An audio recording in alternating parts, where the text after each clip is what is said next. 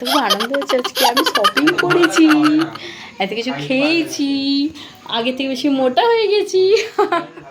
বাবারে বাবা, বুড়ো বয়সে কত ঢং, কত ভীমরতি। তোমরাই বলো, যতই বয়স হয়ে যাক না কেন, জন্মদিনের দিনটা তো সবসময়ের জন্য স্পেশালি থাকে। জন্মদিনটা কিভাবে কাটালাম সকাল থেকে একদম রাত অবধি, সেটা তোমাদের সাথে শেয়ার করবো বলে মনে করে প্রত্যেকটা পার্ট আমি তুলেছি, আর সেটা দেখাবো না বলো?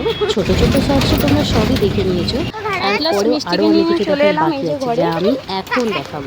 এত বছর ধরে আজকে স্পেশাল দিনটা আমি ছুটি নিতাম, কিন্তু মিষ্টির পরীক্ষা বলে কথা, ছুটির তো কোনো ব্যাপার নেই, তাই সকাল সকাল চলে গেছিলাম মিষ্টির স্কুলে। স্কুল থেকে এসে প্রচণ্ডই ক্লান্ত, ঘুমিয়ে পড়েছিলাম। আর ঘুম থেকে উঠে দেখি, ও মাই গড, আমার বড় অফিস যায়নি, আমার জন্য এত কিছু রান্না করেছে। তো সন্ধ্যাবেলা আমরা বৃষ্টি ভিজে ভিজে বেরিয়ে পড়েছি ঘুরতে। এবার শপিং করতে চলে এসেছিলাম জুতো, বাট আমার পছন্দের যে জুতোটা হয়েছিল আগের বার দেখিয়েছিলাম সেটাকে এবার আমি পাই।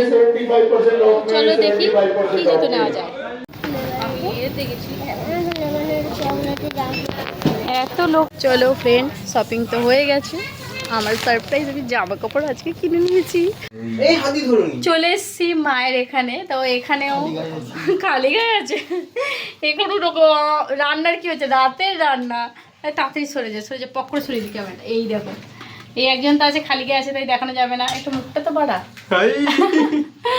আর এই যে এসেই রান্না করতে লেগে গেছে, টেস্ট করে দেখো কেমন হয়েছে।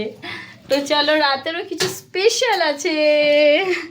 আমার তো খুব আনন্দ হচ্ছে আজকে আমি শপিং করেছি, এত কিছু খেয়েছি, আগে থেকে বেশি মোটা হয়ে গেছি।